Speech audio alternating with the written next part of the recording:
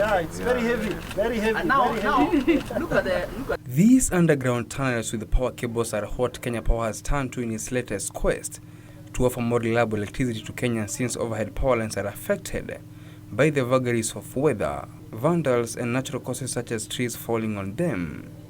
Having installed the underground cables in various sections of Nairobi CBD, Nairobi West is now under focus with 22 kilometers of the planned 25.7 kilometers completed. We are basically bringing down the cables that you see overhead, and basically undergrounding them. The intention here is to ensure we have, a secure and, a more neater network for the supply of our service to our customers. The underground cabling project involves construction of new substations and associated lines to, among others, of alternative supply points to minimize interruptions. In the event that we lose supply from one line, we can then bring on board our customers using an alternative supply line.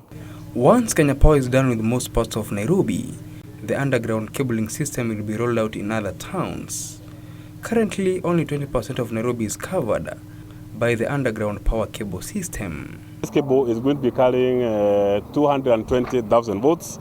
That is equivalent to the type of lines we connect between the hydro stations and Mombasa, and the current line being constructed between Okare and Nairobi. So that's the size of the cable. It's going to be carrying about 400 MVA. That is enough to take care of the whole of the city of Nairobi. So really we are looking at another 30-40 years of growth within the city center. Though the project has faced various challenges, Taru says the underground cabling system is less expensive compared to overhead lines. The beauty with undergrounding it now, it will give us at least some relief, in the sense that there is hardly anything that gets uninterrupted with this cable when it is buried on the ground. He says the power evacuation challenge from the Lake Turkana wind power project has been resolved.